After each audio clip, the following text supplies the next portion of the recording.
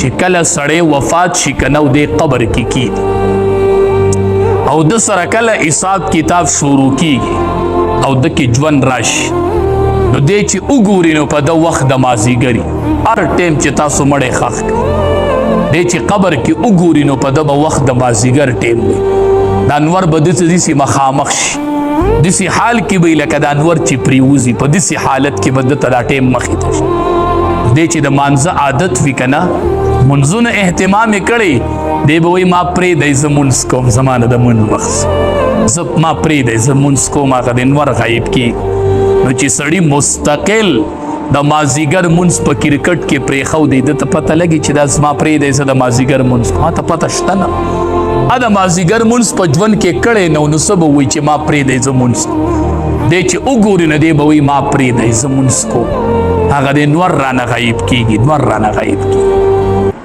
علما وایي چې په ده به ولې وخت د مازیګر وي لکه د مازیګر دا وخت دته ولې مخې ته شي علما وایي دې وجه دا ده که نه چې کله مسافر سړی په لاره روان یو سفر کوي نو چې دی وګوري چې دا نور د پریوتو شي دا وخت د مازیګر شي نو د سره ډکې یره پیدا شي مسافر ډېر پریشان شي یره وایي شپه به کوم ځای تېر شپه را روانه ده شپه به کوم ځای تېر مسافر ته دا ټیم ډېر ګران پریوزي چې ماښام شي نو دم یو سفر کړی دی د یو عالم نه بل نوي عالم ته تللی دی نوی خلق دی نوی ځای دی حق د مازیګر ټیم پې راغی چې څه به اوس کېږي نو دنیا کې چې په سړي د مازیګر ټیم راشي او مسافر یو د شپې ځای نه نو څه حالي نو قبر کې یو نوی مخلوق دی او نوی ځای دی او په د وخت د مازیګر راغی چې د ده به اوس څه حالي دی ځکه ورته الله دا وخت د مازیګر راغی بس سمدستي وله فرشتې راشي احادیث مبارکو کې راځي چې دا رشته دار ته واپس کیږي نو فرشتې ورته راغلي ستا راوپس کېدل دی او فرشتې راتلې ستا راوپس کېدل دی او فرشتې راتلې ډېر د یارې منظر دی ډېر د یارې منظر الله دې زموږ حفاظت وکړي بس الله دې موږ ته آسان نبی کریم صلی الله علیه وسلم یو صحابي دفن کو سعد رضی الله تعالی عنه صحابه ته وی تسبیح وایه سبحان الله وایه بیا ورته وی الله اکبر وایه صحابه ورته د الله حبیب ناشنا کار دینن وینا مونږ چې دې څنګه قبر کې کېښود او تاسو یې قبر برابر کو نو په دا قبر راتم ما ځکه وی چې سبحان الله وایه تکبیر وایه الله اکبر وایه په دا قبر راتم او دا هغه صحابي دی سعد رضی الله تعالی عنه چې دی وفات شو او 20,000 ملائک د جنازې لراغلي او 20,000 ملائکو د په جنازه کې شرکت کړو چې د جنازه کېدله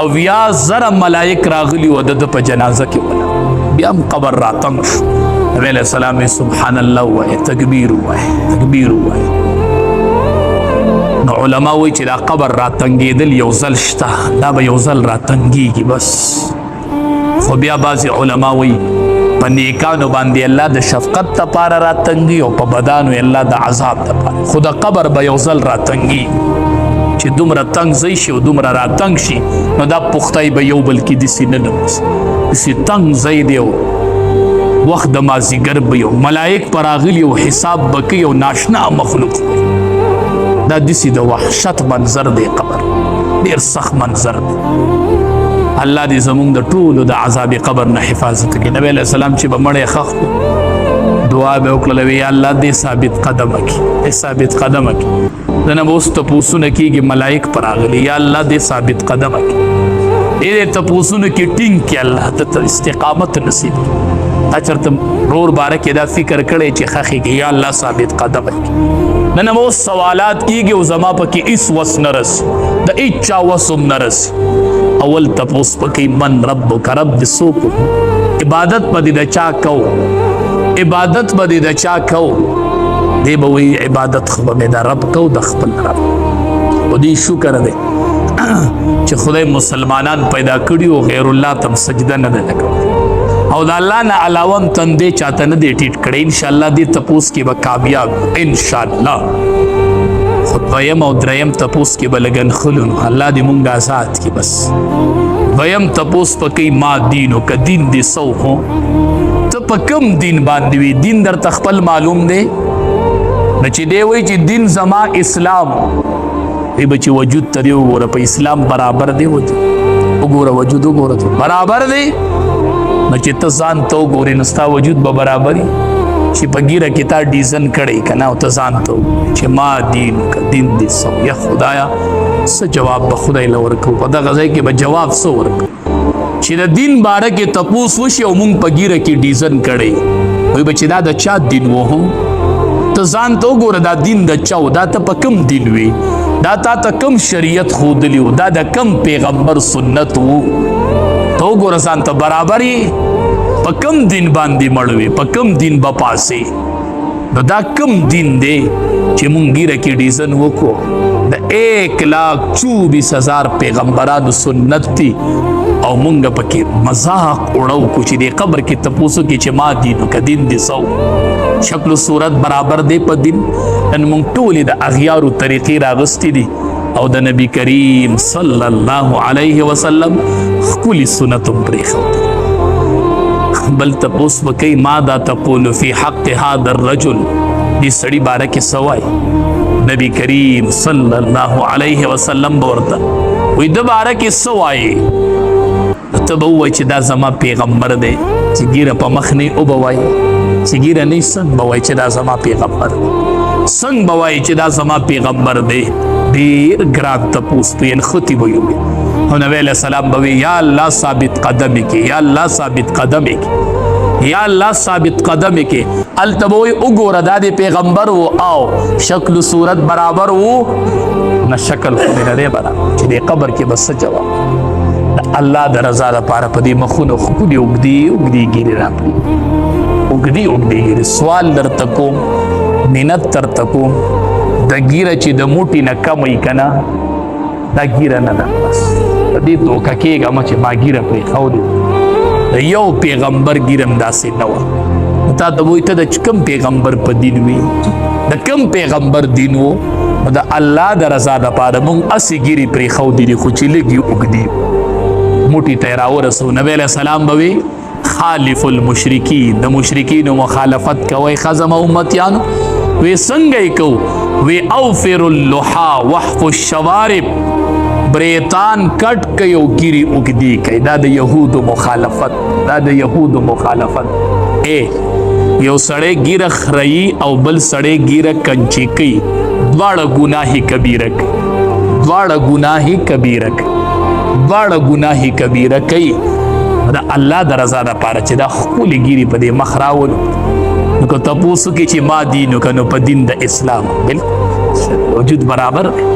دا زما پیغمبر دی نبی کریم صلی الله علیه وسلم. زما صورت خود د پشان تیرے، ما خود د پشان شکل جوړ کړی و. نو قبر کې به ثابت قدم پاتې شو. نبی علیہ السلام به یا الله دې سوالاتو کې ثابت قدم کې، دې مضبوط کې چې دې دا سوالات وایي. قبر کې به بیا انختی.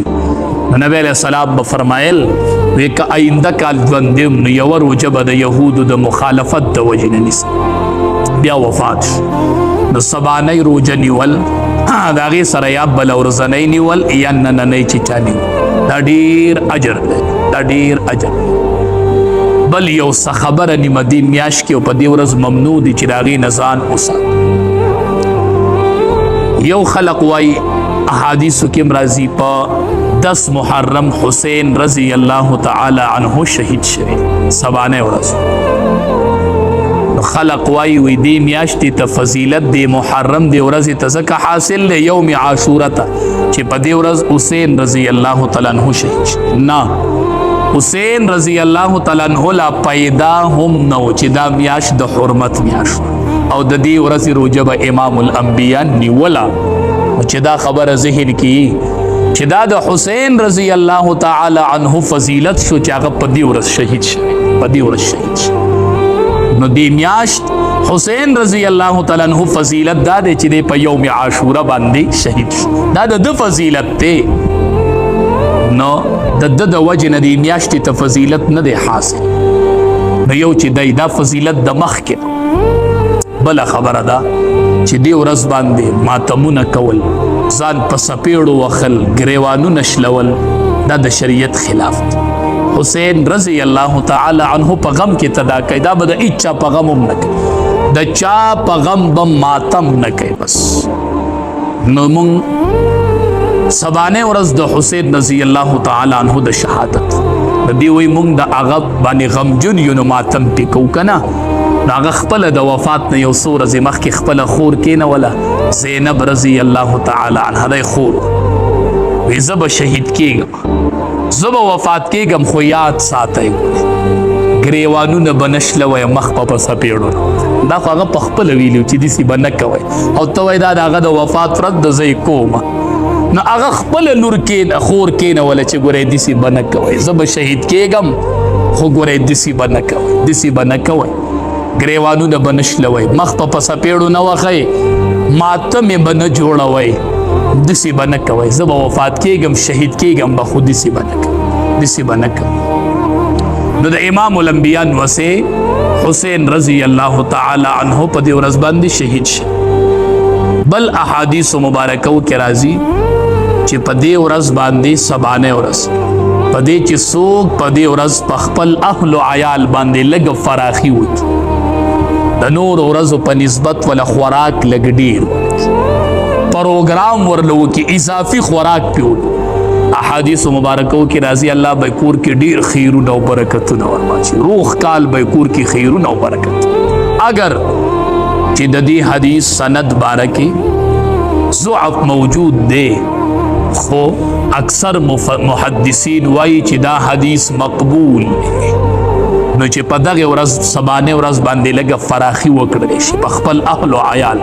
او زه به درته دا ووایم چې ما په خپله تجربه کړې ده، خپله مې په یو کال نیم اوښه چې عمل کړی دی او په دې سترګو مې هغه هر څه لیدلي دي. بس په لنډو خبره ده، بس حدیث وي د امام الانبیاء خبره وي، دا د کمال نه ډکه وي. ښه نو په خپل اهل او عیال باندې به فراخي دا به لازم هم نه ګڼو، فرض به هم نه ګڼو، واجب به هم نه ګڼو. چا وکجو ثواب دی، داسې به نه وایو چا ونه کو جو ګناهګار دی او دا خو غټ بد عمل وکړو. نه نه نه، داسې عقیده به نه ساتي او چې عمل پې چا وکړو الله به ډېر خیرونه او برکتونه ورکړي. بس په خپله به یې وینئ وکئ پې عمل.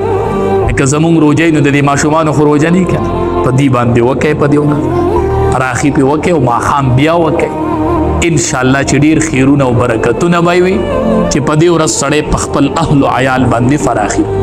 بله خبره په دې ورځ باندې مخصوص خوراک نشته چې یا شربت یا سوجي پخول، نه، د خپل وس مناسب فراخي کول. نه لازمي نه ده چې ته د شربت وسکې، لازمي نه ده چې ته د سوجي پخوې.